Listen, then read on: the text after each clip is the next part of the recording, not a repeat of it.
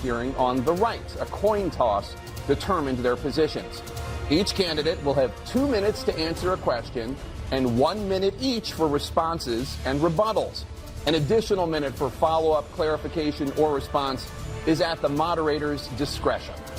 When it's time for a candidate to speak, his microphone will be turned on and his opponent's microphone will be turned off. Should a candidate interrupt when his microphone is muted, he will be difficult to understand for viewers at home. At the end of the debate, each candidate will get 2 minutes for closing statements. There is no studio audience tonight. Pre-written notes, props, or contact with campaign staff are not permitted during the debate. By accepting our invitation to debate, both candidates and their campaigns agreed to accept these rules. Now, please welcome the 46th President of the United States, Joe Biden. Folks, how are you?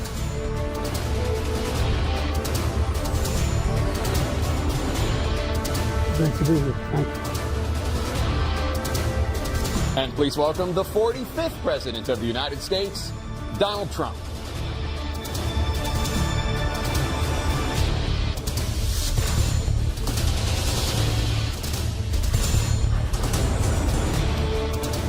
Gentlemen, thanks so much for being here. Let's begin the debate, and let's start with the issue that voters consistently say is their top concern, the economy. President Biden, inflation has slowed, but prices remain high. Since you took office, the price of essentials has increased. For example, a basket of groceries that cost $100 then now costs more than $120. And typical home prices have jumped more than 30%. What do you say to voters who feel they are worse off under your presidency than they were under President Trump? We got to take a look at what I was left when I became president, what Mr. Trump left me. We had an economy that was in free fall. The pandemic was so badly handled. Many people were dying. All he said was, it's not that serious. Just inject a little bleach into your arm. You'll be all right. The economy collapsed. There were no jobs. Unemployment rate rose to 15%. It was terrible. And so what we had to do is try to put things back together again. And that's exactly what we began to do. We created 15,000 new jobs. We brought out the position where we have 800,000 new manufacturing jobs. But there's more to be done. There's more to be done. Working class people are still in trouble. I come from Scranton, Pennsylvania. I come of a household where the kitchen table, if the things weren't able to be met during the month, it was a problem. Price of eggs, the price of gas, the price of housing, the price of a whole range of things. That's why I'm working so hard to make sure I deal with those problems. And we're going to make sure that we reduce the price of housing. We're going to make sure we build 2 million new units. We're going to make sure we cap rents so corporate greed can't take over. The combination, what I was left with in corporate greed, is the reason why we're in this problem right now. In addition to that, we're in a situation where if you take a look at all that was done in his administration, he didn't do much at all. By the time he left, things were in chaos, literally chaos. And so we put things back together. We created, I said, those jobs. We make sure we had a situation where we brought down the price of prescription drugs, which is a major issue for many people, to $15 for an insulin shot as opposed to $400. No senior has to pay more than $200 for any drug, all the drugs they can include beginning next year. And the situation is and we're going to make that available to everybody, to all Americans. So we're working to bring down the price around the kitchen table, and that's what we're going to get done. Thank you. President Trump? We have the greatest economy in the history of our country. We have never done so well. Everybody was amazed by it. Other countries were copying us. We got hit with COVID, and when we did, we spent the money necessary so we wouldn't end up in a Great Depression, the likes of which we had in 1929. By the time we finished, so we did a great job. We got a lot of credit for the economy, a lot of credit for the military, and no wars, and so many other things. Everything was rocking good. But the thing we never got the credit for, and we should have, is getting us out of that COVID mess. He created mandates that was a disaster for our country. But other than that, we had given them back a country where the stock market actually was higher than pre-COVID, and nobody thought that was even possible. The only jobs he created are for illegal immigrants and bounce-back jobs, a bounce-back from the COVID. He has not done a good job. He's done a poor job, and inflation's killing our country. It is absolutely killing us. Thank you. President Biden? Well, look, the greatest economy in the world, he's the only one who thinks that, I think. I don't know anybody else who thinks he had the greatest economy in the world. And, you know, the fact of the matter is that we found ourselves in a situation where his economy, he rewarded the wealthy. He had the largest tax cut in American history, $2 trillion. He raised a deficit larger than any president has in any one term. He's the only president other than Herbert Hoover who's lost more jobs than he had when he began, since Herbert Hoover. The idea that he did something that was significant. And the military, you know, when he was president, they were still killing people in Afghanistan. He didn't do anything about that. When he was president, we were still finding ourselves in a position where you had a notion that we were this safe country. The truth is, I'm the only president this century that doesn't have this decade, that doesn't have any troops dying anywhere in the world like he did. President Trump, I want to follow up if I can. Am I allowed to respond to him? Well, I'm going to ask you a follow-up. You can do whatever you want with the minute that we give you. I want to follow up. You want to impose a 10% tariff on all goods coming into the U.S. How will you ensure that that doesn't drive prices even higher? It's not going to drive them higher. It's just going to cause countries that have been ripping us off for years, like China and many others, in all fairness to China.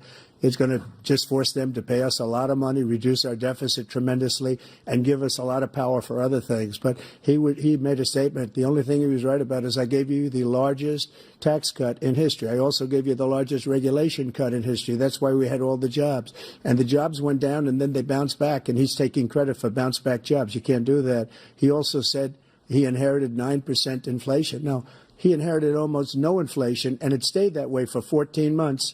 And then it blew up under his leadership because they spent money like a bunch of people that didn't know what they were doing. And they don't know what they were doing. It was the worst, probably the worst administration in history. There's never been. And as far as Afghanistan is concerned, I was getting out of Afghanistan, but we were getting out with dignity, with strength, with power.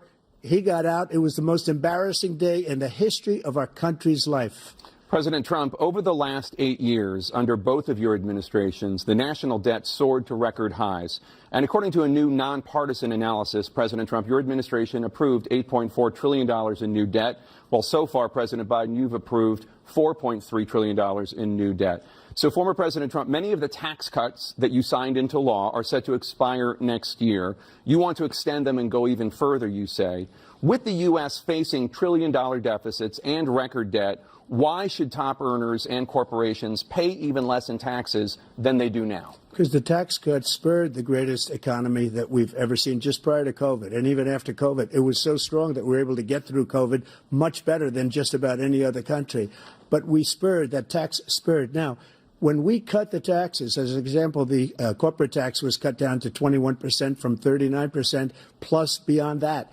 We took in more revenue with much less tax, and companies were bringing back trillions of dollars back into our country. The country was going like never before, and we were ready to start paying down debt. We were ready to start using the liquid gold right under our feet, the oil and gas right under our feet. We were going to have something that nobody else has had. We got hit with COVID.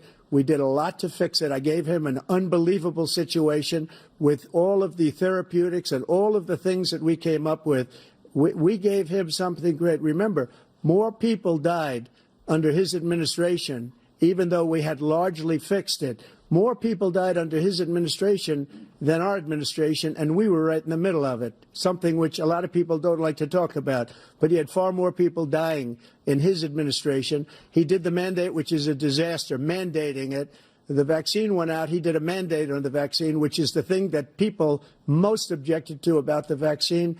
And he did a very poor job, just a very poor job. And I will tell you, not only poor there, but throughout the entire world, we're no longer respected as a country. They don't respect our leadership. They don't respect the United States anymore. We're like a third world nation between weaponization of his election, trying to go after his political opponent. All of the things he's done, we've become like a third world nation, and it's a shame. The damage he's done to our country. And I'd love to ask him, and will, why he allowed millions of people to come in here from prisons, jails, and mental institutions to come into our country and destroy our country. President Trump, we will get to immigration later in this block. President Biden, I want to give you an opportunity to respond to this question about the national debt. He had the largest national debt of any president in a 4-year period, number one. Number two, that $2 trillion tax cut benefited the very wealthy. What I'm going to do is fix the tax system. For example, we have 1,000 billionaires in America. And what's happening? They're in a situation where they, in fact, pay 8.2% in taxes. If they just paid 24%, 25%, either one of those numbers, they'd raise $500 billion, I should say, in a 10-year period. We'd be able to wipe out his debt. We'd be able to help make sure that all those things we need to do, child care, elder care, making sure that we continue to strengthen our health care system, making sure that we're able to make every single solitary person eligible for what I've been able to do with the COVID, with dealing with everything we have to do with, look, if we finally beat Medicare. Thank you, President Biden. President Trump? Well, he's right. He did beat Medicare. He beat it to death, and he's destroying Medicare because all of these people are coming in. They're putting them on Medicare. They're putting them on Social Security. They're going to destroy Social Security. This man is going to single-handedly destroy Social Security. These millions and millions of people coming in, they're trying to put them on Social Security. He will wipe out Social Security. He will wipe out Medicare. So he was right in the way he finished that sentence. And it's a shame. What's happened to our country in the last 4 years is not to be believed. Foreign countries, I'm friends with a lot of people, they cannot believe what happened to the United States of America. We're no longer respected. They don't like us. We give them everything they want, and they think we're stupid. They think we're very stupid people. What we're doing for other countries, and they do nothing for us. What this man has done is absolutely criminal. Thank you, President Trump. Dana? This is the first presidential election since the Supreme Court overturned Roe v. Wade. This morning, the court ruled on yet another abortion case, temporarily allowing emergency abortions to continue in Idaho, despite that state's restrictive ban. Former President Trump, you take credit for the decision to overturn Roe v. Wade, which returned the issue of abortion to the states. Correct. However, the federal government still plays a role in whether or not women have access to abortion pills. They're used in about 2/3 of all abortions. As president, would you block abortion medication? First of all, the Supreme Court just approved the abortion pill, and I agree with their decision to have done that, and I will not block it. And if you look at this whole question that you're asking, complex but not really complex. 51 years ago, you had Roe v. Wade, and everybody wanted to get it back to the states. Everybody, without exception. Democrats, Republicans, liberals, conservatives. Everybody wanted it back. Religious leaders. And what I did is I put 3 great Supreme Court justices on the court, and they happened to vote in favor of killing Roe v. Wade and moving it back to the states. This is something that everybody wanted. Now, 10 years ago or so, they started talking about how many weeks and how many this, getting into other things. But every legal scholar throughout the world, the most respected, wanted it brought back to the states. I did that. Now the states are working it out. If you look at Ohio, it was a decision that was an end result that was a little bit more liberal than you would have thought. Kansas, I would say the same thing. Texas is different. Florida is different. But they're all making their own decisions right now. And right now, the states control it. That's the vote of the people. Like Ronald Reagan, I believe in the exceptions. I am a person that believes. And frankly, I think it's important to believe in the exceptions. Some people, you have to follow your heart. Some people don't believe in that. But I believe in the exceptions for rape, incest, and the life of the mother. I think it's very important. Some people don't. Follow your heart. But you have to get elected also. And because that has to do with other things. You got to get elected. The problem they have is they're radical because they will take the life of a child in the 8th month, the 9th month, and even after birth. After birth, if you look at the former governor of Virginia, he was willing to do this. He said, we'll put the baby aside and we'll determine what we do with the baby, meaning we'll kill the baby. What happened is we brought it back to the states, and the country is now coming together on this issue. It's been a great thing. Thank you. President Biden? It's been a terrible thing, what you've done. The fact is that the vast majority of constitutional scholars supported Roe when it was decided, supported Roe. And that's this idea that they're all against it is just ridiculous. And this is the guy who says the state should be able to have it. We're in a state where in 6 weeks, you don't even know whether you're pregnant or not, but you cannot see a doctor, and have him decide on what your circumstances are, whether you need help. The idea that states are able to do this is a little like saying we're going to turn civil rights back to the states, let each state have a different rule. Look, there's so many young women who have been, including a young woman who just was murdered, and he went to the funeral. The idea that she was murdered by an immigrant coming in, they talk about that. But here's the deal. There's a lot of young women are being raped by their in-laws, by their spouses, brothers and sisters, it's just ridiculous, and they can do nothing about it. And they try to arrest them when they cross state lines. Thank you. There have been many young women murdered by the same people he allows to come across our border. We have a border that's the most dangerous place anywhere in the world, considered the most dangerous place anywhere in the world. And he opened it up, and these killers are coming into our country, and they are raping and killing women. And it's a terrible thing. As far as the abortion is concerned, it is now back with the states. The states are voting. In many cases, it's frankly a very liberal decision. In many cases, it's the opposite. But they're voting, and it's bringing it back to the vote of the people, which is what everybody wanted, including the founders, if they knew about this issue, which, frankly, they didn't. But they would have, everybody wanted it brought back. Ronald Reagan wanted it brought back. He wasn't able to get it. Everybody wanted it brought back, and many presidents had tried to get it back. I was the one to do it. And again, this gives it the vote of the people, and that's where they wanted it. Every legal scholar wanted it that way. Staying on the topic of abortion, President Biden, 7 states, I'll let you do that. This is the same topic. 7 states have no legal restrictions on how far into a pregnancy a woman can obtain an abortion. Do you support any legal limits on how late a woman should be able to terminate a pregnancy? I support Roe v. Wade, which had 3 trimesters. The first time is between the woman and the doctor. Second time is between the doctor and an extreme situation. The third time is between the doctor, between the woman and the state.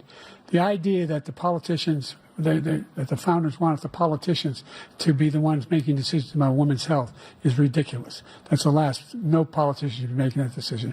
A doctor should be making those decisions. That's how it should be run. That's what you're going to do. And if I'm elected, I'm going to restore Roe v. Wade.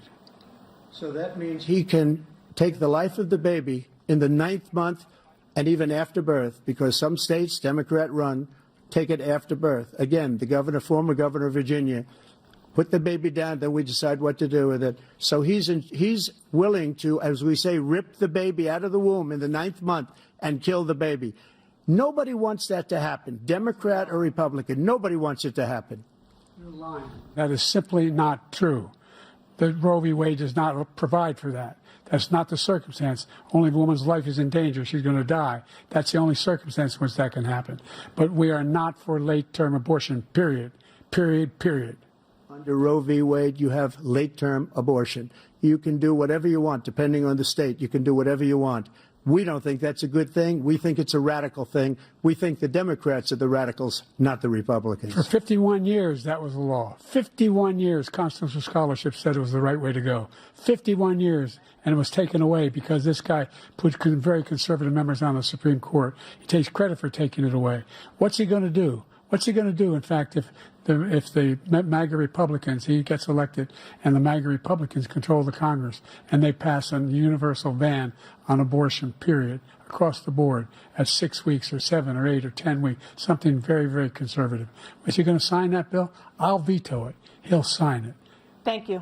Let's turn now to the issue of immigration and border security. President Biden, a record number of migrants have illegally crossed the southern border on your watch. Overwhelming border states and overburdening cities such as New York and Chicago, and in some cases causing real safety and security concerns. Given that, why should voters trust you to solve this crisis? Because we worked very hard to get a bipartisan agreement that not only changed all of that, it made sure that we are in a situation where you had no circumstance where they could come across the border with the number of border police there are now. We significantly increased the number of asylum officers, significantly. By the way, the Border Patrol endorsed me endorsed my position. In addition to that, we found ourselves in a situation where when he was president, he was separating babies from their mothers, putting them in cages, making sure the families were separated. That's not the right way to go. What I've done since I've changed the law, what's happened? I've changed it in a way that now you're in a situation where there are 40% fewer people coming across the border illegally. That's better than when he left office. And I'm going to continue to move until we get the total ban on the total initiative relative to what we're going to do with more Border Patrol and more asylum officers. President Trump? I really don't know what he said at the end of that sentence. I don't think he knows what he said either. Look, we had the safest border in the history of our country. The border, all he had to do was leave it. All he had to do was leave it.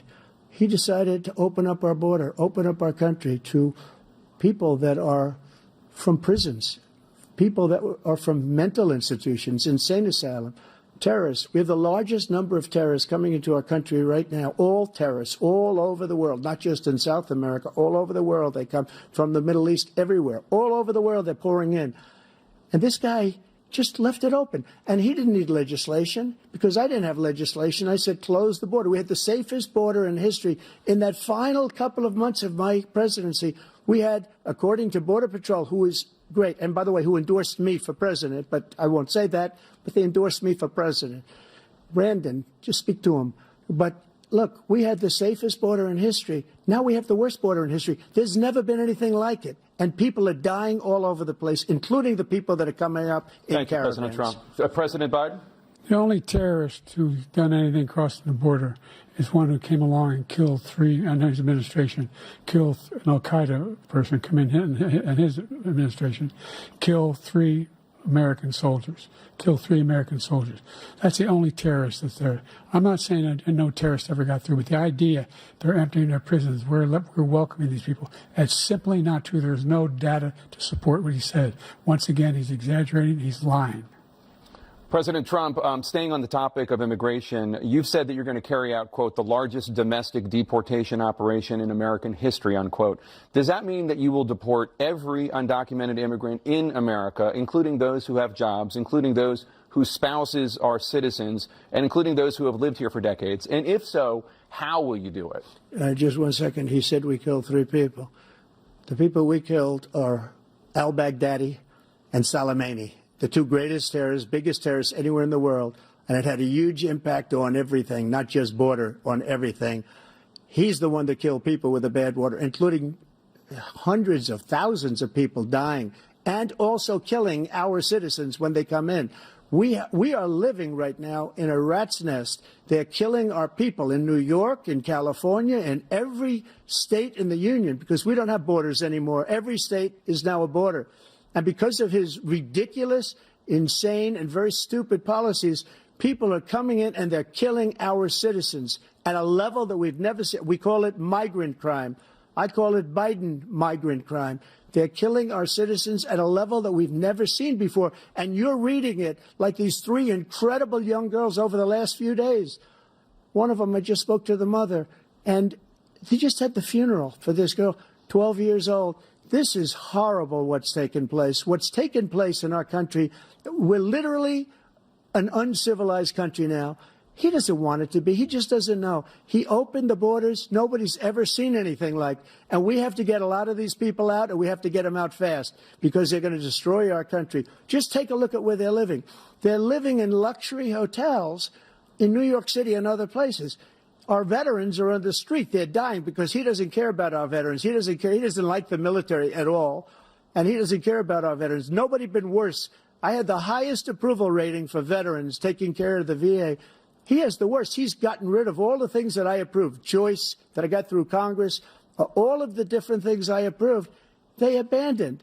We had by far the highest, and now it's down in less than half because he's done all these great things that we did.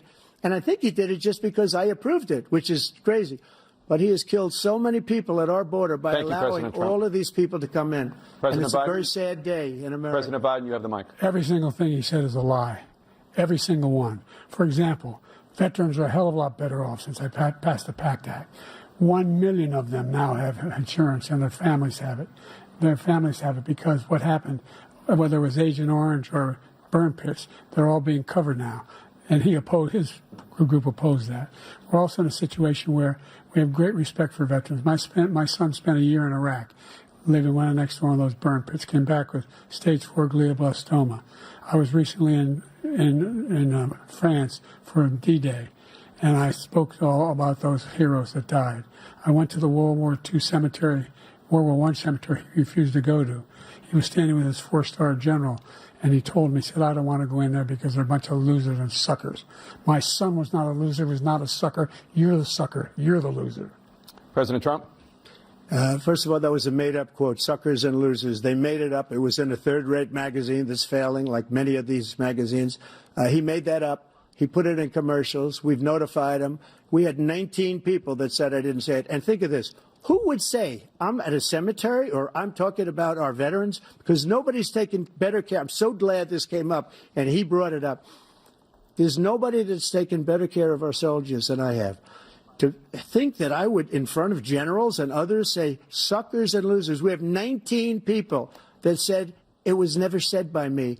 It was made up by him, just like Russia was made up, just like the 51 intelligence agents are made up, just like the new thing with the 16 economists are talking. It's the same thing. 51 intelligence agents said that the laptop was Russia disinformation. It wasn't. That came from his son, Hunter. It wasn't Russia disinformation. He made up the suckers and losers, so he should apologize to me right now. A 4-star general standing to your side who was on your staff who said you said it, period. That's number one. And number two, the idea that I have to apologize to you for anything along the line. We've done more for veterans than any president has in American history. And they now are in their family. The only sacred obligation we have as a country is to care for our veterans when they come home and their families and equip them when they go to war. That's what we're doing. That's what the VA is doing now. They're doing more for veterans than ever before in our history. All right. Thank you so much. Let's move to the topic of foreign policy. I want to begin with Russia's war against Ukraine, which is now in its 3rd year.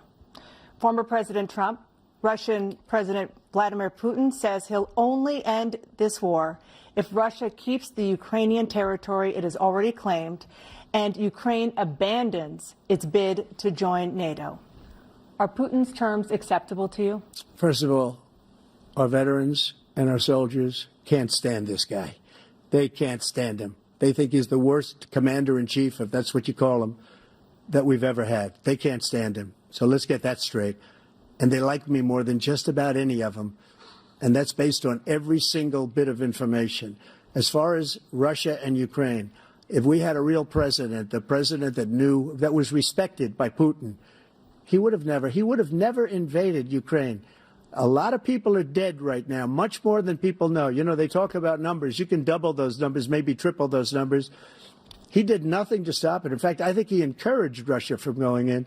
I'll tell you what happened. He was so bad with Afghanistan. It was such a horrible embarrassment, most embarrassing moment in the history of our country, that when Putin watched that and he saw the incompetence, that he should have fired those generals, like I fired the one that you mentioned, and so he's got no love lost. But he should have fired those generals. No general got fired for the most embarrassing moment in the history of our country, Afghanistan, where we left billions of dollars of equipment behind. We lost 13 beautiful soldiers, and 38 soldiers were obliterated. And by the way, we left people behind, too. We left American citizens behind. When Putin saw that, he said, you know what? I think we're going to go in and maybe take this was his dream. I talked to him about it, his dream. The difference is he never would have invaded Ukraine. Never. Just like Israel would have never been invaded in a million years by Hamas. You know why? Because Iran was broke with me. I wouldn't let anybody do business with them. They ran out of money. They were broke. They had no money for Hamas. They had no money for anything. No money for terror. That's why you had no terror at all during my administration. This place, the whole world is blowing up under him. President Biden? I've never heard so much malarkey in my whole life. Look, the fact of the matter is that we're in a situation where, let's take the last point first. Iran attacked American troops, caused brain damage for a number of these troops, and he did nothing about it. Recently, not when he was president. They attacked. He said they're just having headaches. That's all it is. He didn't do a thing. when the attack took place, number one. Number two, we got over 100,000 Americans and others out of Afghanistan during that airlift. Number three, we found ourselves in a situation where, if you take a look at what Trump did in Ukraine, this guy told Trump, do whatever you want, and do whatever you want. And that's exactly what Trump did to Putin, encourage him, do whatever you want. And he went in. And listen to what he said when he went in. He was going to take Kyiv in 5 days, remember? Because it's part of the old Soviet Union. That's what he wanted to reestablish, Kyiv. And he, in fact, didn't do it at all. He wasn't able to get it done. And they've lost thousands and thousands of troops, 500,000 troops. President Trump, I never come back said to you that. For 1 minute, I just want to go back to my original question, which is, are Putin's terms acceptable to you? Keeping the territory in Ukraine? No, they're not acceptable. But look, this is a war that never should have started. If we had a leader in this war, he led everybody along. He's given $200 billion now or more to Ukraine. He's given $200 billion. That's a lot of money. I don't think there's ever been anything like it. Every time that Zelensky comes to this country, he walks away with $60 billion. He's the greatest salesman ever. And I'm not knocking him. I'm not knocking anything. I'm only saying the money that we're spending on this war, and we shouldn't be spending, it should have never happened. I will have that war settled between Putin and Zelensky as president-elect before I take office on January 20th. I'll have that war settled. People being killed so needlessly, so stupidly, and I will get it settled, and I'll get it settled fast before I take office. President Biden, you have a minute. The fact is that Putin is a war criminal. He's killed thousands and thousands of people. And he has made one thing clear. He wants to reestablish what was part of the Soviet Empire, not just a piece. He wants all of Ukraine. That's what he wants. And then you think he'll stop there? Do you think he'll stop when if he takes Ukraine? What do you think happens to Poland? What do you think of Belarus? What do you think happens to those NATO countries? And so if you want a war, you ought to find out what he's going to do, because if in fact he does what he says and walks away, and by the way, all that money we give Ukraine are from weapons we make here in the United States. We give them the weapons, not the money at this point. And our NATO allies have produced as much funding for Ukraine as we have. That's why we're strong. Thank you. Moving on to the Middle East. In October, Hamas attacked Israel, killing more than 1,000 people and taking hundreds of hostages. Among those held and thought to still be alive are 5 Americans. Israel's response has killed thousands of Palestinians and created a humanitarian crisis in Gaza. President Biden, you've put forward a proposal to resolve this conflict, but so far Hamas has not released the remaining hostages, and Israel is continuing its military offensive in Gaza. So what additional leverage will you use to get Hamas and Israel to end the war? You have 2 minutes. Number one, everyone from the United Nations Security Council straight through to the G7 to the Israelis and Netanyahu himself have endorsed the plan I put forward. Which has 3 stages to it. The first stage is trade the hostages for a ceasefire. Second phase is a ceasefire with additional conditions. The third phase is the end of the war. The only one who wants the war to continue is Hamas. Number one. They're the only ones standing out. We're still pushing hard to get them to accept. In the meantime, what's happened? In Israel, we're finding that the only thing I've denied Israel was 2,000-pound bombs. They don't work very well in populated areas. They kill a lot of innocent people. We're providing Israel with all the weapons they need and when they need them. And by the way, I'm the guy that organized the world against Iran when they had a full-blown intercontinental ballistic missile attack on Israel. No one was hurt. No one Israeli was accidentally killed, and it just stopped. We saved Israel. We are the biggest producer of support for Israel of anyone in the world. And so there are 2 different things. Hamas cannot be allowed to be continued. We continue to send our experts and our intelligence people as to how they can get Hamas like we did bin Laden. You don't have to do it. And by the way, they've been greatly weakened, Hamas, greatly weakened, and they should be. They should be eliminated. But you've got to be careful for using certain weapons among population centers. Just going back to Ukraine for 1 second. We have an ocean separating us. The European nations together have spent $100 billion or maybe more than that, less than us. Why doesn't he call them and say, you got to put up your money like I did with NATO? I got them to put up hundreds of billions of dollars. The Secretary General of NATO said Trump did the most incredible job I've ever seen.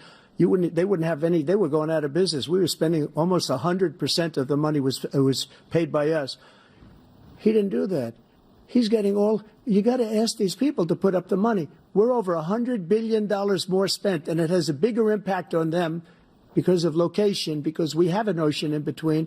You got to ask them. As far as Israel and Hamas, Israel's the one that wants to go. He said the only one that wants to keep going is Hamas. Actually, Israel is the one, and you should let him go and let him finish the job. He doesn't want to do it. He's become like a Palestinian, but they don't like him because he's a very bad Palestinian. He's a weak one. President Biden, you have a minute. I've never heard so much foolishness. This is a guy who wants to get out of NATO. You're going to stay in NATO? He's going to pull out of NATO. The idea that we have our strength lies in our alliances as well. There may be a big ocean, but we're ever able to avoid a war in Europe, a major war in Europe? What happens if, in fact, you have Putin continue to go into NATO? We have an Article 5 agreement. Attack on one is attack on all. You want to start the nuclear war he keeps talking about, go ahead. Let Putin go in and control Ukraine and then move on to Poland and other places. See what happens then. He has no idea what the hell he's talking about. And by the way, I got 50 other nations around the world to support Ukraine, including Japan and South Korea, because they understand that this kind of dislocation has a serious threat to the whole world peace. No major war in Europe has ever been able to be contained just to Europe. President Trump, just to follow up, would you support the creation of an independent Palestinian state in order to achieve peace in the region? I'd have to see, but before we do that, the problem we have is that we spend all the money. So they kill us on trade. I made great trade deals with the European nations because if you add them up, they're about the same size economically. Their economy is about the same size as the United States. And they were no cars, they don't want anything that we have, but we're supposed to take their cars, their food, their everything, their agriculture. I changed that. But the big thing I changed is they don't want to pay. And the only reason that he can play games with NATO is because I got them to put up hundreds of billions of dollars. I said, and he's right about this, I said, no, I'm not going to support NATO if you don't pay. They asked me that question, would you guard us against Russia at a very secret meeting of the 28 states at that time, nations at that time. And they said, no, if you don't pay, I won't do that. And you know what happened? Billions and billions of dollars came flowing in the next day and the next months. But now we're in the same position. We're paying everybody's bills. Let's turn to the issue of democracy. Former President Trump, I want to ask you about January 6, 2021. After you rallied your supporters that day, some of them stormed the Capitol to stop the constitutionally mandated counting of electoral votes. As president, you swore an oath to, quote, preserve, protect, and defend, unquote, the Constitution. What do you say to voters who believe that you violated that oath through your actions and inaction on January 6th and worry that you'll do it again? Well, I don't think too many believe that. And let me tell you about January 6th. On January 6th, we had a great border. Nobody coming through, very few. On January 6th, we were energy independent. On January 6th, we had the lowest taxes ever. We had the lowest regulations ever. On January 6th, we were respected all over the world. All over the world, we were respected. And then he comes in, and we're now laughed at. We're like a bunch of stupid people. What happened to the United States' reputation under this man's leadership is horrible, including weaponization, which I'm sure at some point you'll be talking about, where he goes after his political opponent because he can't beat him fair and square. You have 80 seconds left. My question was, what do you say to those voters who believe that you violated your constitutional oath through your actions and inaction on January 6, 2021, and worry that you'll do it again? Well, I didn't say that to anybody. I said peacefully and patriotically. And Nancy Pelosi, if you just watched the news from 2 days ago, on tape to her daughter, who's a documentary filmmaker, they say, but she's saying, oh, no, it's my responsibility. I was responsible for this because I offered her 10,000 soldiers or National Guard, and she turned them down. And the mayor in writing, by the way, the mayor in writing turned it down, the mayor of D.C. They turned it down. I offered $10,000 because I could see, I had virtually nothing to do. They asked me to go make a speech. I could see what was happening. Everybody was saying they're going to be there on January 6th. They're going to be there. And I said, you know what? There's a lot of people coming. You could feel it. You could feel it too, and you could feel it. And I said, they ought to have some National Guard or whatever. And I offered it to her. And she now admits that she turned it down.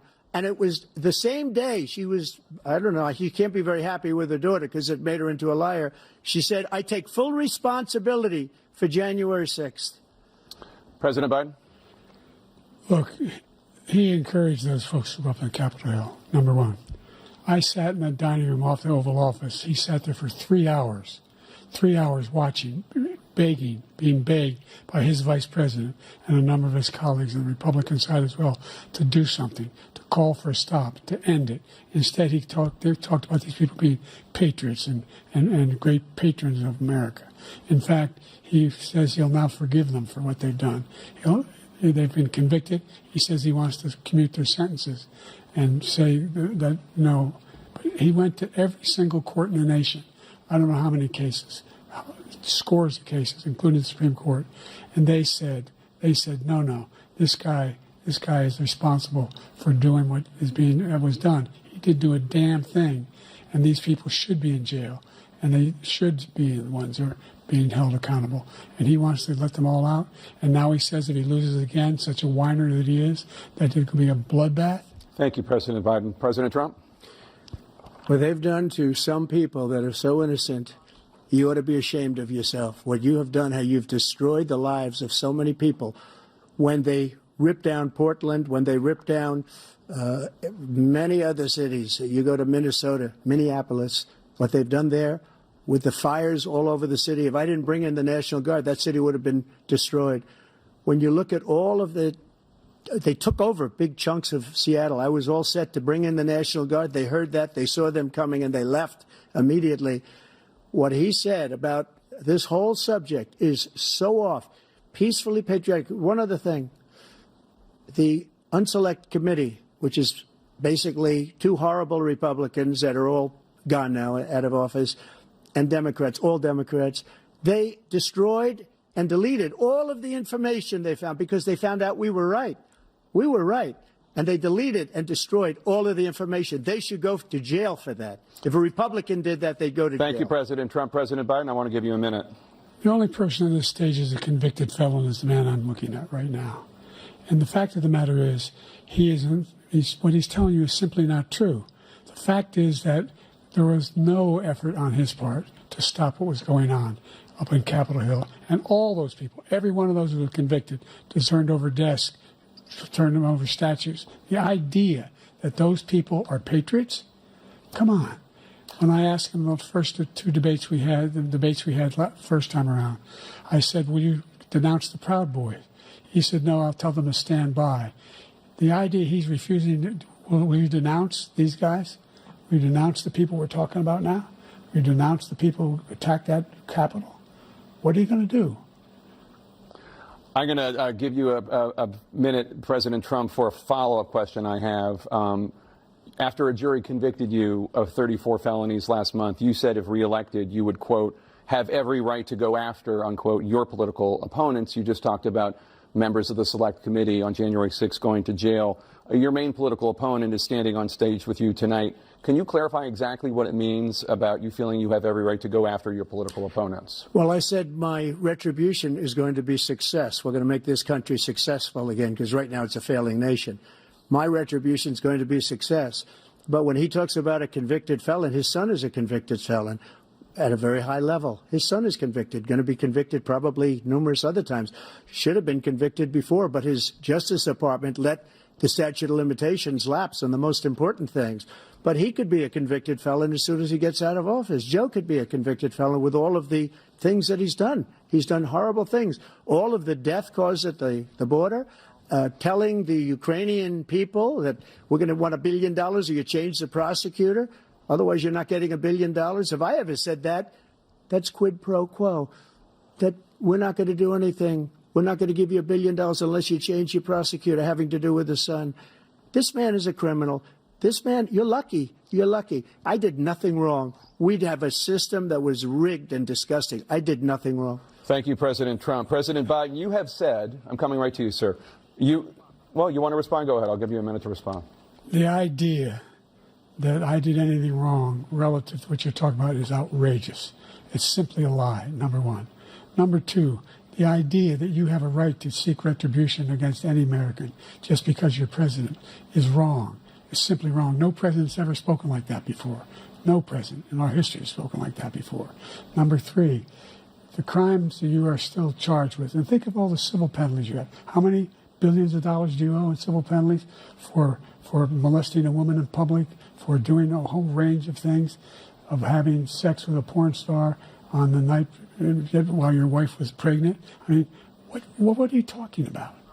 You have the morals of an alley cat. Give you a minute, sir. I didn't have sex with a porn star, number one. Number two, that was a case that was started and moved. They moved a high-ranking official, a DOJ, into the Manhattan DA's office to start that case. That case is going to be appealed and won. We had a very terrible judge, a horrible judge, Democrat.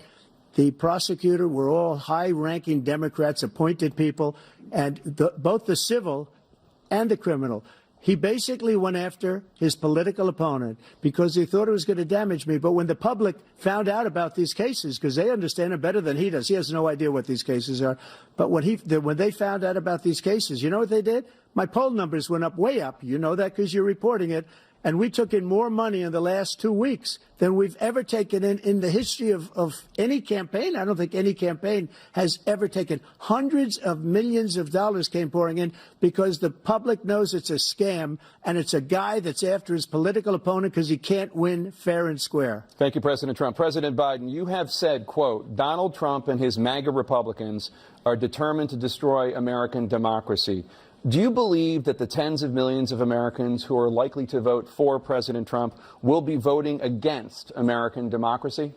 The more they know about what he's done, yes. The more they know about what he's done. And there's a lot more coming. He's got a lot of cases down the road coming out.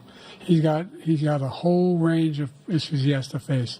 I don't know what the juries will do, but I do know he has a real problem. And so the fact that, could you ever think you heard any president say that I'm going to seek retribution? Do you ever hear any president say that I thought Hitler had some good ideas? What got me involved to run in the first place after my son had died, I decided in Iraq, because of Iraq, I said I wasn't going to run again until I saw what happened in Charlottesville, Virginia. People coming out of the woods carrying swastikas on torches, and singing the same anti-Semitic bile they sang when back in Germany. And the young woman got killed. I spoke to the mother, and they asked him, they said, what do you think of those people? The ones who got killed, the one who tried to stop it, and the ones, he said, I think they're fine people on both sides. What American president would ever say, Nazis coming out of fields, carrying torches, singing the same anti-Semitic bile, carrying swastikas, were fine people? And this is the guy who says Hitler's done some good things. I'd like to know what they are. The good things Hitler's done, that's what he said. This guy has no sense of American democracy. President Trump. Jake, both of you know that, sir, has been totally wiped out, because when you see the sentence, it said 100% exoneration on this. So he just keeps it going. He says he ran because of Charlottesville. He didn't run because of Charlottesville. He ran because it was his last chance. He's not equipped to be president. You know it, and I know it. It's ridiculous. We have a debate. We're trying to justify his presidency. His presidency is, without question, the worst president, the worst presidency in the history of our country. We shouldn't be having a debate about it. There's nothing to debate. He made up the Charlottesville story, and you'll see it's debunked all over the place. Every reasonable anchor has debunked it. And just the other day it came out where it was fully debunked. It's a nonsense story. He knows that, and he didn't run because of Charlottesville. He used that as an excuse to run. President Biden. And debunked. It happened. All you have to do is listen to what was said at the time. And the idea that somehow that's the only reason I ran. I ran because I was worried a guy like this guy could get elected. If he thought they were good people coming out of that forest, carrying those woods, carrying those torches, then he didn't deserve to be president. Didn't deserve to be president at all. And the idea that he's talking about all this being fabricated. We saw with our own eyes. We saw what happened on January 6th. We saw the people breaking through the windows. We saw people occupying his own vice president. Look, there's a reason why 40 of his 44 top cabinet officers refused to endorse him this time. His vice president hasn't endorsed him this time. So why? Why? They know him well. They serve with him. Why are they not endorsing him?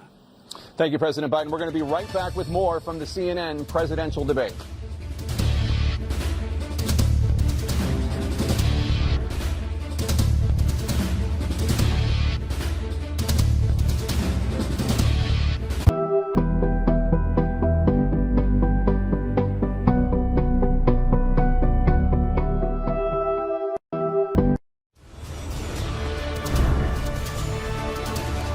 Welcome back to the CNN presidential debate live from Georgia. Let's talk about persistent challenges you both faced in your first terms and you'd certainly face again in a second term. President Biden, while black unemployment dropped to a record low under your presidency, black families still earn far less than white families. Black mothers are still 3 times more likely to die from pregnancy-related causes. And black Americans are imprisoned at 5 times the rate of white Americans. What do you say to black voters who are disappointed that you haven't made more progress? They acknowledge they made a lot of progress, number one. The fact of the matter is there's more small black businesses that have been started than any time in history. Number two, the wages of black unemployment is the lowest level it's been in a long, long time. Number three, we're trying to provide housing for black Americans and dealing with the segregation that exists among these corporations that collude to keep people out of their houses. And in addition to that, we find that the impact on the choice that black families have to make relative to child care is incredibly difficult. When we did the first major piece of legislation in the past, I was able to reduce black child care costs. I cut them in half. We got to make sure we provide for child care costs. We got to make sure, because when you provide those child care protections, you increase economic growth because more people can be in the job market. So there's more to be done, considerably more to be done. But we've done a great deal so far, and I'm not letting up, and they know it. You have 49 seconds left. What do you say to black voters who are disappointed with the progress so far? I say I don't blame them for being disappointed. Inflation is still hurting them badly. For example, I provided for the idea that any black family, first-time home buyer, should get a $10,000 tax credit to be able to buy their first home so they can get started. I made sure that we're in a situation where all those black families and those black individuals who had to take out student loans that were ballooning, that if they were engaged in nursing, doctor, and anything having to do with volunteerism, if they paid their bills for 10 years on their student debt, all the rest was forgiven after 10 years. Millions have benefited from that. And we're going to do a whole lot more for black families. Thank you. President Trump? And he caused the inflation. He's blaming inflation, and he's right, it's been very bad. He caused the inflation, and it's killing black families and Hispanic families and just about everybody. It's killing people. They can't buy groceries anymore. They can't. You look at the cost of food where it's doubled and tripled and quadrupled. They can't live. They're not living anymore. He caused this inflation. I gave him a country with essentially no inflation. It was perfect. It was so good. All he had to do is leave it alone. He destroyed it with his Green New scam and all this money that's being thrown out the window. He caused inflation.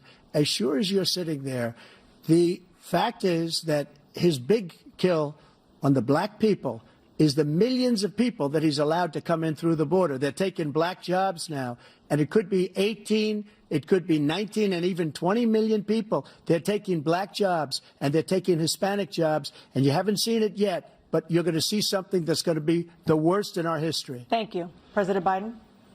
There was no inflation when I became president. You know why? The economy was flat on its back. 15% unemployment. He decimated the economy, absolutely decimated the economy. That's why there was no inflation at the time. There were no jobs. We provided thousands of millions of jobs for individuals who are in all communities, including minority communities. We made sure that they have health insurance. We have covered, if the ACA has increased, I made sure that they're $8,000 per person in a family to get written off for health care. But this guy wants to eliminate that. They tried 50 times. He wants to get rid of the ACA again, and they're going to try again if they win. You find ourselves in a position where the idea that we're not doing any, we put more police on the street than any administration has. He wants to cut the cops. We're providing for equity and making sure people have a shot to make it. There's a lot going on, but in inflation, he caused it by his tremendous malfeasance in the way he handled the pandemic. Thank you. Another persistent challenge is the climate crisis. 2023 was the hottest year in recorded history, and communities across the country are confronting the devastating effects of extreme heat, intensifying wildfires, stronger hurricanes, and rising sea levels. Former President Trump, you've vowed to end your opponent's climate initiatives, but will you take any action as president to slow the climate crisis? Well, let me just go back to what he said about the police, how close the police are to him. Almost every police group in the nation from every state is supporting Donald J. Trump. Almost every police group. And what he's done to the black population is horrible, including the fact that for 10 years he called them super predators. We can't, in the 1990s, we can't forget that. Super predators was his name, and he called it to them for 10, and they've taken great offense at it, and now they see it happening. But when they see what I did for criminal justice reform and for the historically black colleges and universities, where I funded them and got them all funded, and the opportunity zones with Tim, as you know, Tim Scott was incredible. He did a great job, great senator from South Carolina. He came to me with the idea, and it was a great idea. It's one of the most successful economic development acts ever in the country, opportunity zones. And the biggest beneficiary are blacks. And that's why we have the best numbers with them in maybe ever. They're saying ever. I read this morning where ever, the best numbers. He's lost much of the black population because he's done a horrible job for black people. He's also done a horrible job for Hispanics. But wait till you see these millions of people pouring into our country, and they're going to take the jobs, and it's already started, and you haven't seen anything yet. It's a disaster. You've 38 seconds left. President Trump, will you take any action as president to slow the climate crisis? So I want absolutely immaculate clean water, and I want absolutely clean air, and we had it. We had H2O. We had the best numbers ever, and we were using all forms of energy, all forms, everything. And yet, during my 4 years, I had the best environmental numbers ever. And my top environmental people gave me that statistic just before I walked on the stage, actually. I don't know where the hell he's been. The idea that anything he said is true. I've passed the most extensive climate change legislation in history. We find ourselves, and by the way, black colleges. I came up with $15 billion for HBCUs, historic black universities and colleges, because they don't have those. They don't have the kind of contributors that they have to build these laboratories and the like. Any black student is capable in college of doing what any white student can do. They just don't have the money, but now they'll be able to get those jobs in high tech. We're in a situation where the idea that he is claiming to have done something that had the cleanest water, he hadn't done a damn thing for the environment. He pulled out of the Paris Peace Accord, Climate Accord. I immediately joined it because if we reach 1.5 degrees Celsius at any one point, there's no way back. The only existential threat to humanity is climate change, and he didn't do a damn thing about it. He wants to undo all that I've done. The Paris Accord was going to cost us $1 trillion, and China nothing, and Russia nothing, and India nothing. It was a ripoff of the United States. And I ended it because I didn't want to waste that money because they treat us horribly. We were the only ones. It was costing us money. Nobody else was paying into it. And it was a disaster. But everything that he said just now, I'll give you an example. I heard him say before insulin. I'm the one that got the insulin down for the seniors. I took care of the seniors. What he's doing is destroying all of our medical programs because the migrants coming in, they want everybody. And look, I have the biggest heart on the stage, I guarantee you that. And I want to take care of people. But we're destroying our country. They're taking over our schools, our hospitals, and they're going to be taking over Social Security. He is destroying Social Security, Medicare, and Medicaid. The idea is that we, in fact, we were the only ones of consequence who were not members of the Paris Accord. How can we do anything if we're not able to, the United States can't get its pollution under control? One of the largest polluters in the world, number one. We're making significant progress. By 2035, we will have cut pollution in half. We have made significant progress, and we're continuing to make progress. We set up a climate corps for thousands of young people who will learn how to deal with climate, just like the Peace Corps. And we're moving in directions that are going to significantly change the elements of cause of pollution. But the idea that he claims that he has the biggest heart up here and he's really concerned about pollution and about climate, I've not seen any indication of that. And by the way, with regard to prescription drugs, one company agreed that they would reduce the price to $35, which I was calling for, one, voluntarily. I made sure every company in the world, every pharmaceutical company, cannot have to pay. Thank you. And by the way, so every day, millions of Americans struggle just to make ends meet. For many older Americans, Social Security provides a critical lifeline. President Biden, if nothing is done to Social Security, seniors will see their benefits cut in just over 10 years.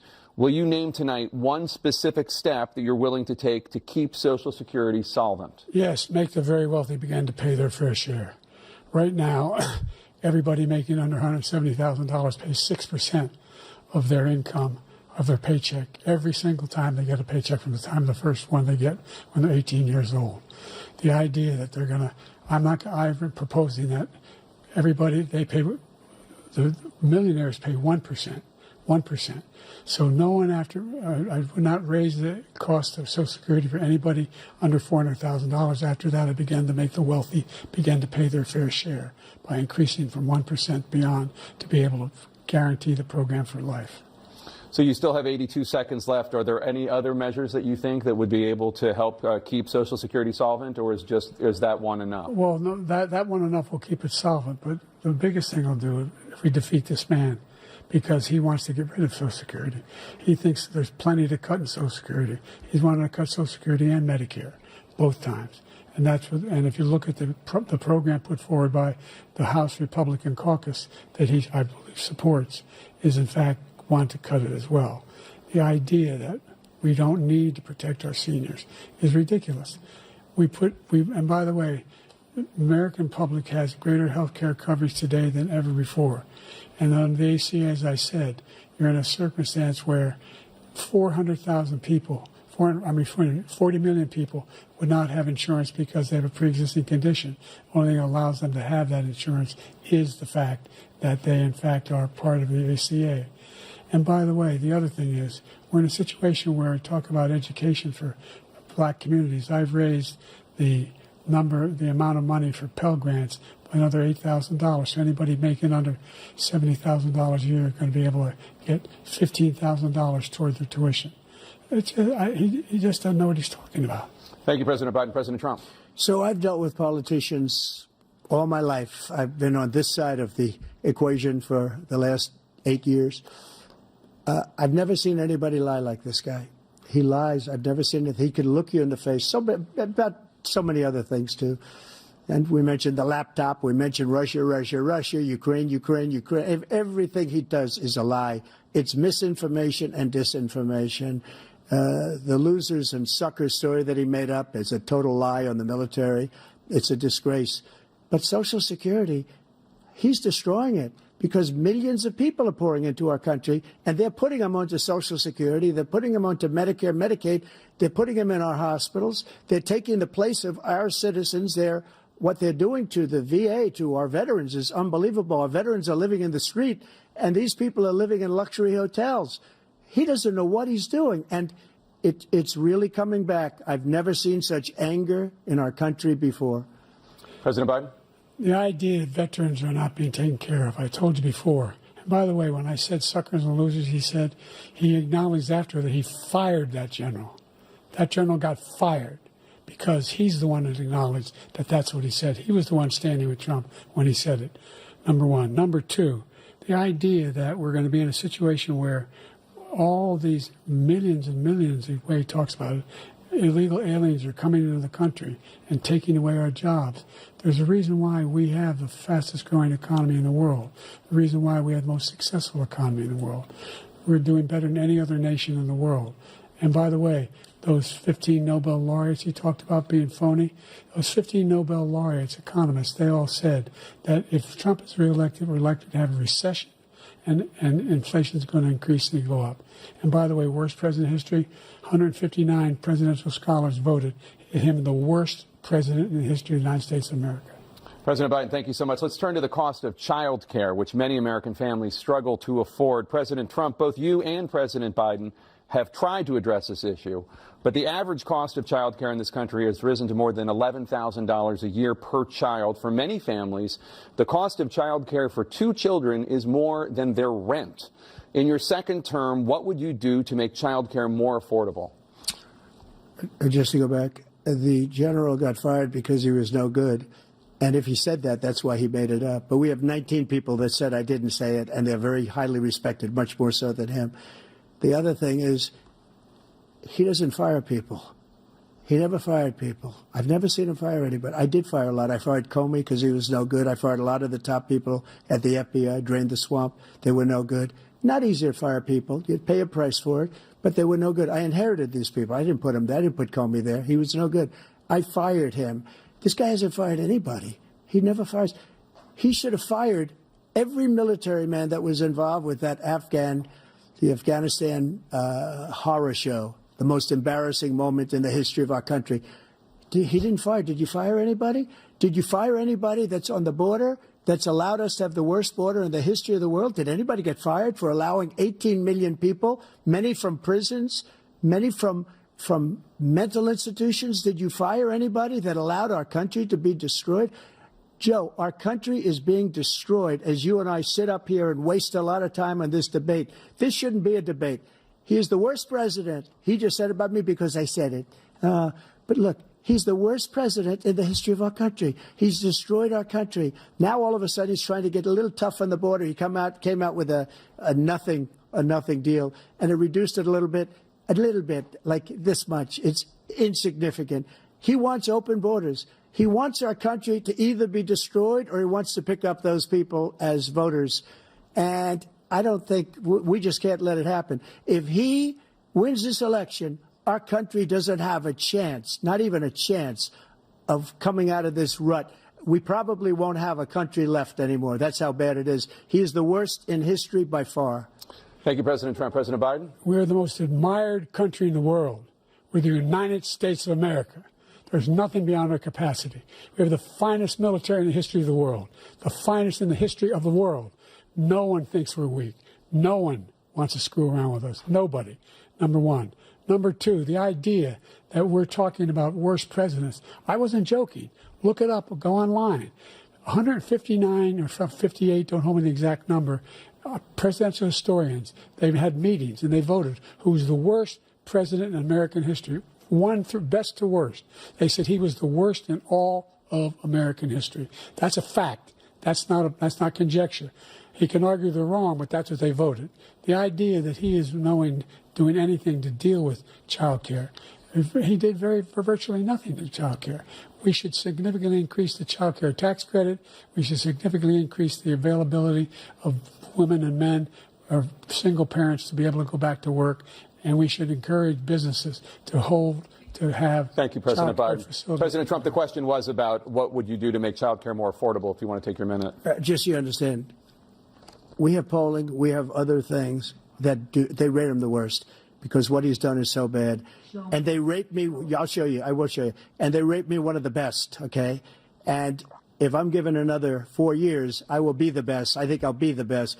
Nobody's ever created an economy like us. Nobody ever cut taxes like us.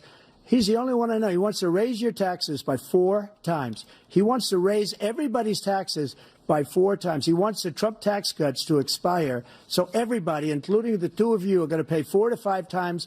Nobody ever heard of this before. All my life, I'd grow up and I'd see politicians talking about cutting taxes. When we cut taxes, as I said, we did more business. Apple and all these companies, they were bringing money back into our country. The worst president in history by far, and everybody knows it. President Biden? Look, fact of the matter is that he's dead wrong about, he's increased the tariff, he will increase the taxes on middle-class people. I said I'd never raise a tax on anybody making less than $400,000. I didn't. But this tariff is 10% tariffs. Everything coming in the country, you know what the economists say? That's going to cost the average American $2,500 a year more because they're going to have to pay the difference in food and all the things that are very important. Number two, he's in a situation where he talks about how he has not raised, he somehow helped the middle class. The middle class have been devastated by you. Now you want a new tax cut of $5 trillion over the next 10 years, which is going to fundamentally bankrupt the country. You had the largest deficit of any president in American history, number one. Number two, you have not, in fact, made any contact, any progress with China.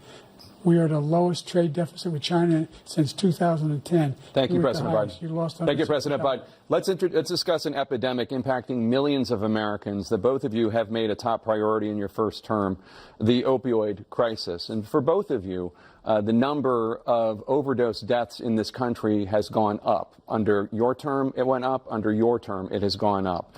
Former President Trump, despite the efforts that both of you have made, more than 100,000 Americans are dying from overdoses every year, primarily from fentanyl and other opioids. What will you do to help Americans right now in the throes of addiction who are struggling to get the treatment they need? To finish up, we now have the largest deficit in the history of our country under this guy. We have the largest deficit with China. He gets paid by China. He's a Manchurian candidate. He gets money from China. So I think he's afraid to deal with them or something. But do you notice he never took out my tariffs because we bring in so much money with the tariffs that I imposed on China. He never took them away. He can't because it's too much money. It's tremendous. And we saved our steel industries, and there was more to come, but he hasn't done that. But he hasn't cut the tariffs because he can't, because it's too much money. But he's got the largest deficit in the history of our country, and he's got the worst situation with China. China's going to own us if you keep allowing them to do what they're doing to us as a country. They are killing us as a country, Joe, and you can't let that happen. You're destroying our country. So, President Trump, you have 67 seconds left. The question was, what are you going to do to help Americans in the throes of addiction right now who are struggling to get the treatment they need? Jake, we were doing very well at addiction until the COVID came along. We had the 2.5, almost 3 years of like nobody's ever had before, any country, in every way. And then we had to get tough. And it was the drugs pouring across the border it started to increase. We got great equipment. We bought the certain dog that's the most incredible thing that you've ever seen, the way they can spot it. We did a lot, and we were getting very low numbers, very, very low numbers. Then he came along. The numbers, have you seen the numbers now? It's not only the 18 million people that I believe is even low because the gotaways, they don't even talk about gotaways. But the numbers of the amount of drugs and human trafficking in women coming across our border, the worst thing I've ever seen, at numbers that nobody's ever seen under him because the border's so bad. But the number of drugs coming across our border now is the largest we've ever had by far. President Trump, thank you. President Biden? Fentanyl and the byproducts of fentanyl went down for a while. And I wanted to make sure we use the machinery that can detect fentanyl, these big machines that roll over everything that comes across the border. And it costs a lot of money. That was part of this deal we put together, this bipartisan deal. More fentanyl machines, more be able to detect drugs, more numbers of agents, more numbers of all the people at the border. And when we had that deal done, he called his Republican colleagues and said, don't do it. It's going to hurt me politically. No, he never argued it's not a good bill. It's a really good bill. We need those machines. We need those machines. And we're coming down very hard in every country in Asia in terms of precursors for fentanyl. And Mexico is working with us to make sure they don't have the technology to be able to put it together. That's what we have to do. We need those machines. Thank you, President Biden. President Trump, and again, the question is about Americans in the throes of addiction right now struggling to get the treatment they need. Well, this does pertain to it. He ended Remain in Mexico. He ended catch and release. I made it catch and release in Mexico, not catch and release here. We had so many things that we had done, hard negotiations with Mexico, and I got it all for nothing. It's just like when you have a hostage. We always pay $6 billion for a hostage. Every time we say it's a hostage. Now we have a hostage, a Wall Street Journal reporter, I think a good guy, and he's over there because Putin is laughing at this guy, probably asking for billions of dollars for the reporter. I will have him out very quickly as soon as I take office. Before I take office, I said by literally as soon as I win the election, I will have that reporter out. He should have had him out a long time ago, but Putin's probably asking for billions and billions of dollars because this guy pays it every time. We had 2 cases where we paid $6 billion for 5 people. I got 58 people out, and I paid essentially nothing. Thank you, President Trump. Dana? Let's turn to concerns that voters have about each of you. President Biden, you would be 86 at the end of your second term. How do you address concerns about your capability to handle the toughest job in the world well into your 80s? Well, first of all, I spent half my career being criticized as being the youngest person in politics. I was the second youngest person ever elected to the United States Senate, and now I'm the oldest. This guy's 3 years younger and a lot less competent. I think that just look at the record. Look at what I've done. Look how I've turned around the horrible situation he left me.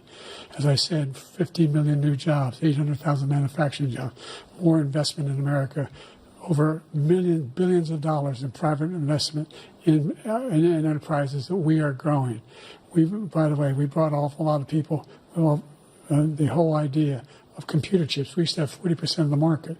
We invented those chips, and we lost it because he was sending people to find the cheapest jobs overseas and then bring home a product. So I went to South Korea. I convinced Samsung to invest billions of dollars here in the United States.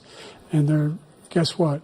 Those fabs, they call them, to build these chips, those fabs pay over $100,000. You don't need a college degree for them. And there's billions, about $40 billion already being invested and being built right now in the United States, creating significant jobs for Americans from all over the world. President Biden, you have 40 seconds left. Would you like to add anything? Yeah, I would. The idea that somehow we are this failing country. I never heard a president talk like this before. We're the envy of the world. Name me a single major country president who wouldn't trade places with the United States of America for all our problems and all our opportunities. We're the most progressive country in the world in getting things done. We're the strongest country in the world.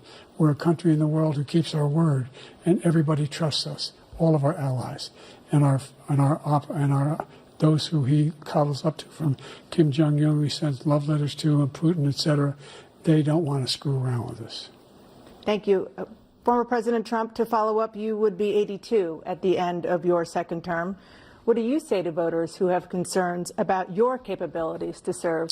Well, I took 2 tests, cognitive tests. I aced them, both of them, as you know. We made it public. He took none. I'd like to see him take one, just one, a real easy one.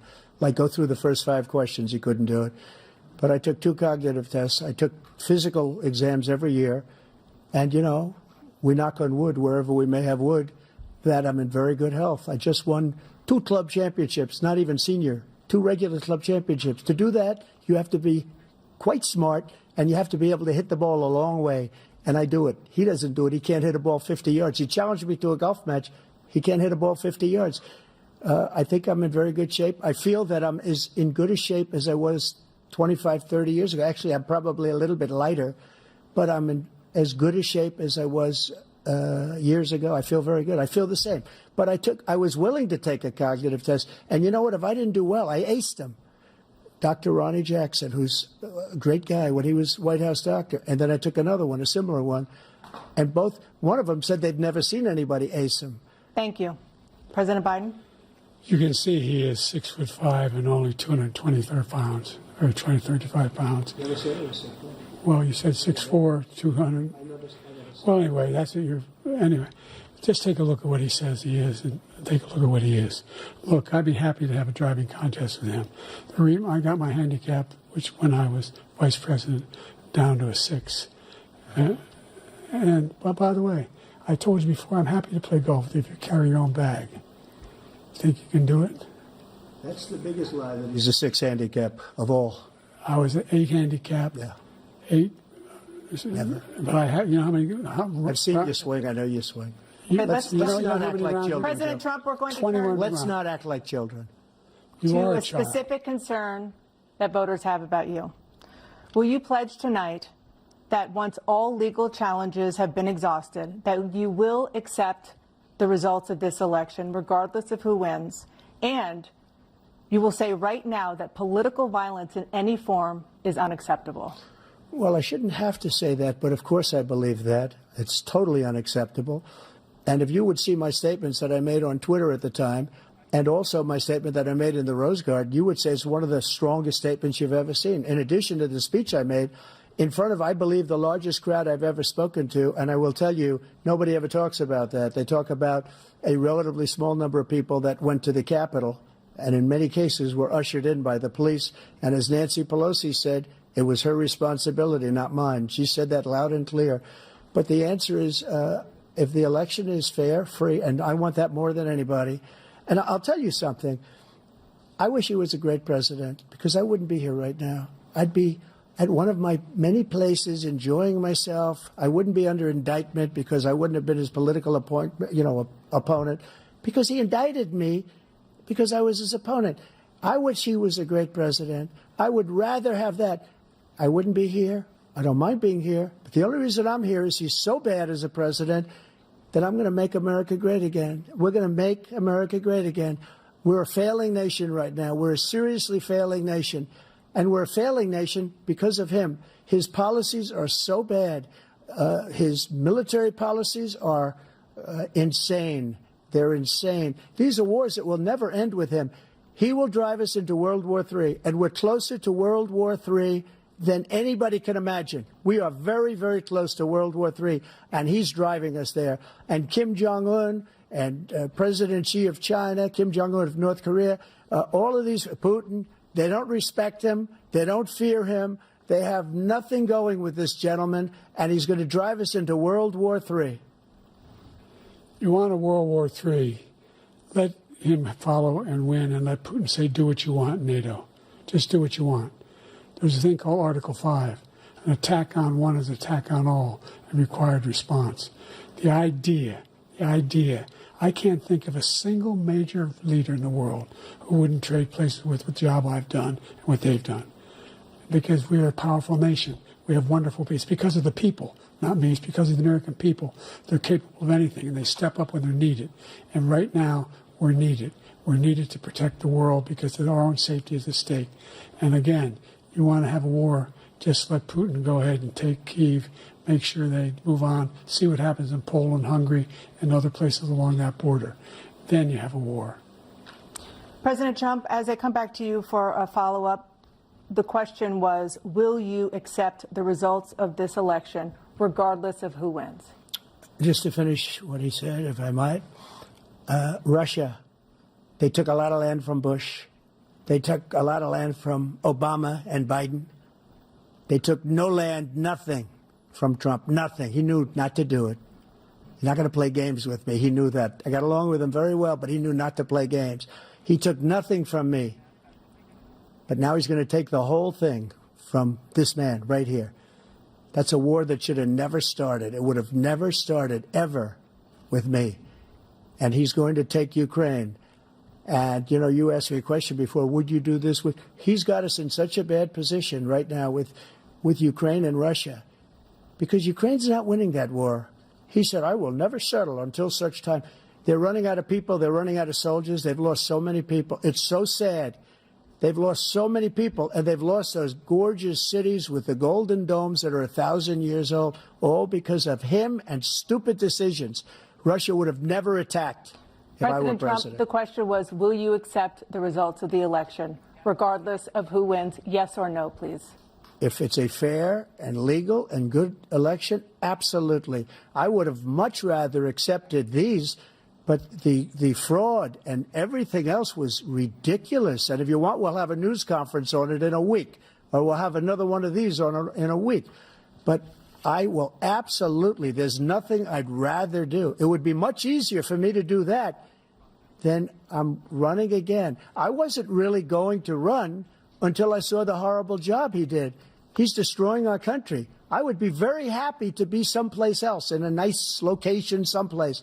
And again, no indictments, no political opponent stuff, because it's the only way he thinks he can win. But unfortunately, it's driven up my numbers and driven them up to a very high level because the people understand it. Well, let's see what your numbers are when this election is over. Let's see. You're a whiner. When you lost the first time, you continued, you appealed and appealed to courts all across the country. Not one single court in America said any of your claims had any merit, state or local, none. But you continue to provoke this lie about somehow there's all this misrepresentation, all this stealing. There is no evidence of that at all. And I tell you what, I doubt whether you'll accept it because you're such a whiner. The idea if you lose again, you accepting anything, you can't stand the loss. Something snapped in you when you lost the last time. We'll be right back with more from the CNN presidential debate, live from Georgia.